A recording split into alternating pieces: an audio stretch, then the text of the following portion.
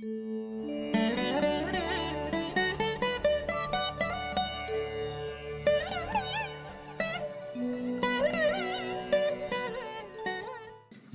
நேயர்கள் அனைவருக்கும் இனிய நல்வாழ்த்துக்கள். எல்லோரும் நன்றாக இருப்பீர்கள். இப்போது பிப்ரவரி மாதம் 24ஆம் தேதி திங்கட்கிழமையிலிருந்து 2ஆம் தேதி ஞாயிற்றுக்கிழமை, மார்ச் மாதம் 2ஆம் தேதி ஞாயிற்றுக்கிழமை வரையிலான இந்த வார ராசி பலன்கள் எப்படி இருக்கும்ன்றதை பார்த்துடலாம். கடகம். கடகராசிக்காரர்களுக்கு வாரத்தின் நடுப்பகுதியில் 2 நாட்கள் இப்போது சந்திராஷ்டமம். குறிப்பாக வியாழக்கிழமையும் வெள்ளிக்கிழமையும் முழுமையாகவே சந்திராஷ்டமம். வியாழக்கிழமை அதிகாலை 4:37 சந்திராஷ்டமம் ஆரம்பிக்குது. வெள்ளிக்கிழமை முழுக்கவே இருக்கிறது. சனிக்கிழமை காலையில் 5:58 மணிக்கு சந்திராஷ்டமம் முடிஞ்சிருது. ஆக வியாழக்கிழமையும் வெள்ளிக்கிழமையும் கடகராசிக்காரர்கள் எந்த ஒரு முடிவையும் எடுக்க தேவையில்லாத, அதிலே இந்த சந்திராஷ்டமம் பார்த்தீங்கன்னா அமாவாசை சந்திராஷ்டமம். சந்திரன் கடுமையாக ஒரு பாதிப்புகளை அடைகிறார். ஆக இப்போ அஷ்டமச்சனியில் பாதிக்கப்பட்டு கொண்டிருக்கின்ற அத்தனை பேருக்குமே கடைசி கஷ்டமாக இந்த வாரம் இருக்கும் அப்படின்றத சொல்லலாம். இந்த வாரம் முழுக்கவே சந்திரன் அப்படியே ஒரு மாதிரியான பாதிப்புகள் இருக்கிறார்.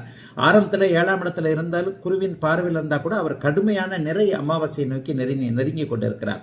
உண்மையை சொல்ல போனால் எப்பொழுதெல்லாம் ராசிநாதன் கடுமையான பலவீன அமைப்புகளை அடைகிறாரோ அப்பொழுதெல்லாம் கடகராசிக்காரர்களுக்கு கொஞ்சம் மனசு கொஞ்சம் கஷ்டப்படுற அமைப்பு உண்டுங்க. அந்த கஷ்டப்படுற அமைப்பு இப்போதும் கண்டிப்பாக இருக்கிறது. எல்லா நிலைமைகள்லையும் கொஞ்சம் சோதனையாக இருக்கக்கூடிய அமைப்புகள் தான். ஆனாலும் வாரத்தின் பிற்பகுதியும் சொல்லப்படக்கூடிய கடைசியில் சனிக்கிழமை ஞாயிற்றுக்கிழமை கொஞ்சம் சோதனைகள் இருக்காது. ஏன்னா அதற்கப்புறம் அவர் 9ஆம் இடத்திற்கு போய்விடுகிறார். உண்மையை சொல்ல போனால் கடகராசிக்காரர்கள் எல்லாருக்குமே இந்த வாரத்திலிருந்தே நல்லவைகள் நடக்க ஆரம்பிக்கணும். ஏன்னா வருஷத்தின் கடைசியில் அமாவாசை அமைப்பில் 8ஆம் இடத்துல மறைஞ்சு சனியோடையும் சேர்ந்து கடுமையான பாதிப்புகளை உண்டாக்கக்கூடிய வாரம் இந்த வாரம் தான். இந்த வாரத்தோட உங்களுக்கு எல்லா கெட்டவைகளும் ஒளிஞ்சிருச்சுன்னு வைங்க. எதை பற்றியும் கவலைப்பட வேண்டாம். அஷ்டமச்சனி இன்னும் ஒரு 10-20 நாளில் முடிய போகுது.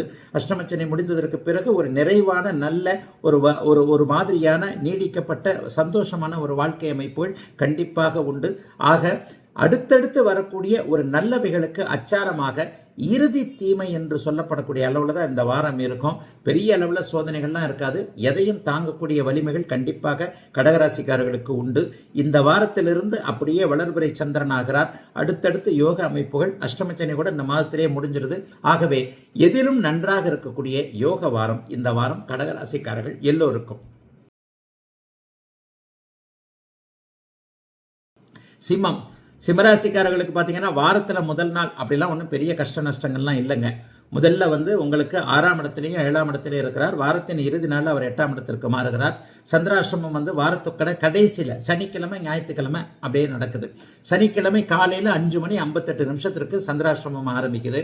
அதே நேரத்தில் அவர் வளர்பிறையாகவே வந்துடுறார். அதாவது தேய்பிறை அமைப்புகளே இல்லாமல் வளர்பிறை அமைப்பாக சுக்கரனோடு சேர்ந்திருக்கின்ற இந்த சந்திராஷ்டமம் மிகப்பெரிய அளவில் சோதனைகளை கொடுக்காது. இருந்தாலும் சனிக்கிழமையும் ஞாயிற்றுக்கிழமையும் முழுக்க சந்திராஷ்டமம். திங்கட்கிழமை காலையில் 6:39 தான் சந்திராஷ்டமம் விலகுது. ஆகவே வாரத்தின் இறுதி நாள சனிக்கிழமையும் ஞாயிற்றுக்கிழமையும் புதிய காரியங்கள் புதிய விஷயங்கள் எதையும் ஆரம்பிக்காம, நீண்ட தூர பயணங்கள் எதையும் செய்து கொள்ளாம, அந்த நேரத்தில் பொதுவான ஒரு அறிமுகம் போன்றவர்கள் புதியவர்களை அறிமுகப்படுத்திக் கொள்வதற்கு அந்த சனிக்கிழமையும் ஞாயிற்றுக்கிழமையும் நல்லதில்லை.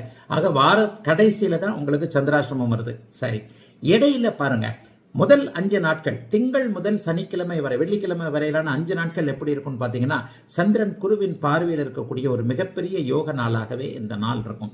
எப்படி பார்த்தாலும் ராசிநாதன் ராசியை பார்த்து கொண்டிருக்கிறார். சனியோடு இருந்தாலும் கூட 10ஆம் இடத்தில் குருவும் 8ஆம் இடத்தில் சுக்கிரனும் பரிவர்த்தனை போன்ற அமைப்புகளை அடைந்திருப்பது தொழில் ரீதியிலான நல்ல பலன்களைத்தான் கொடுக்கும் அப்படிங்கிறத காட்டுது.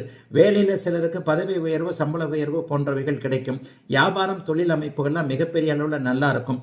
இதுவரைக்கும் கோபித்துக் கொண்டிருந்த கணவன் மனைவி உறவு கூட இப்போது கொஞ்சம் சேரக்கூடிய அமைப்புகள், ஒருவரை ஒருவர் விட்டு கொடுத்து போகக்கூடிய தன்மைகள், உங்ககிட்ட என்ன பிரச்சனை எங்கிட்ட என்ன பிரச்சனைன்னு பேசி தீர்த்து கொள்ளக்கூடிய அமைப்புகளும் கண்டிப்பாக சிம்மராசிக்காரர்களுக்கு அமையும். சிம்மராசிக்காரர்களுக்கு வரப்போகின்ற அஷ்டமச்சனி வேதை அமைப்புகளின் காரணமாக கெடுதல்களை செய்யாது அப்படிங்கிறத ஒவ்வொரு வீடியோக்களையும் நான் சொல்லிக்கிட்டு வரேன்.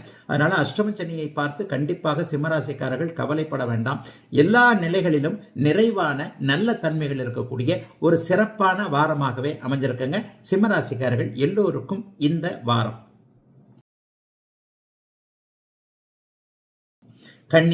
கன்னிராசிக்காரர்களுக்கு இந்த வாரம் கண்டிப்பாக எந்த விதத்திலையும் சந்திராஷ்டம அமைப்புகள்லாம் இல்லை. இன்னொன்று பார்த்தீங்கன்னா வாரத்தின் ஆரம்பமே ஜெகஜோதியாக ஆரம்பிக்கிறது. 5ஆம் இடத்துல சந்திரன் வலுத்திருந்து தன்னுடைய 11ஆம் வீட்டையே பார்த்து குருவின் பார்வையில் இருக்கக்கூடிய அதிர்ஷ்டம் நிரம்பிய நல்ல நாளா வாரமாக இந்த வாரம் அமையுங்க. ஆரம்பத்திலேயே 5ஆம் இடத்துல இருக்கிறார், அதுக்கப்புறம் 6ஆம் இடத்துல இருக்கிறார், அப்புறம் 7ஆம் இடத்துல இருக்கிறார். 7ஆம் இடம் வார கடைசி சனி ஞாயிற்றுக்கிழமை பார்த்தீங்க அப்படின்னு சொன்னால் 3 சுவர்கள் கன்னிராசியை வலுத்து பார்க்கிறார்கள். வளர்பிறை சந்திரன், உச்ச சுக்கிரன், குரு போன்ற 3 சுவர்கள் வலுத்து பார்ப்பது என்பது மிகப்பெரிய கொடுப்பினைகளை கொடுக்கக்கூடிய ஒரு எல்லாவற்றிலும் நல்லவைகள் நடக்கக்கூடிய ஒரு சுபமான ஒன்று. ஆக பெரிய சங்கடங்கள் எதுவும் இந்த வாரம் கன்னிராசிக்காரர்களுக்கு இல்லைங்க. எல்லாத்திலையும் அப்படியே படிப்படியாக நல்ல மேன்மைகள் நடக்கக்கூடிய அமைப்புகள் நிச்சயமாக உண்டு. முதல்ல பிள்ளைகளால் ஏதாவது ஒரு வகையில் சந்தோஷம் இருக்கும்.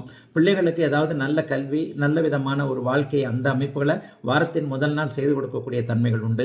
இளைஞர்களுக்கு அதிர்ஷ்டமான ஒரு வாரமாக முதல்ல ஆரம்ப வாரம் இருக்கும். காதல் அமைப்புகள் கைகூடும்.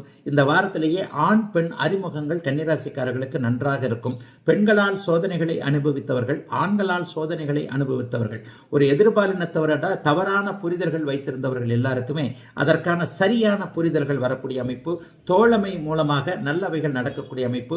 நண்பர்களின் மூலமாக ஏதேனும் ஒரு உல்லாச பயணம் போன்றவைகள் அல்லது அலுவலகத்திலேயே ஒருவருக்கொருவர் நல்ல விதமான நட்பு பரிமாறிக்கொள்ளுகின்ற சூழல் எல்லாமே இப்போது கன்னிராசிக்காரர்களுக்கு இருக்கும். பெண்களுக்கு மிகப்பெரிய நல்லவைகள் நடக்கும். இதுவரைக்குமே கணவர் குழந்தைகளின் பேரில் ஏதேனும் கஷ்ட நஷ்டங்களை சந்தித்துக் கொண்டிருக்கின்ற கன்னிராசிக்கார சகோதரிகள் எல்லாருக்குமே அவர்களாலேயே எங்கெங்கெல்லாம் கஷ்டங்கள் வந்ததோ அவர்களாலேயே இன்பங்கள் வரக்கூடிய, அனைத்திலும் நன்றாக இருக்கக்கூடிய, வாரம் முழுவதும் பணவரவுகள் சீராக இருக்கக்கூடிய யோக வாரமாகத்தாங்க கண்டிப்பாக அத்தனை கன்னிராசிக்காரர்களுக்கும் வயதிற்கேற்றார் போல அமைந்திருக்கிறது இப்போது இந்த வாரம்.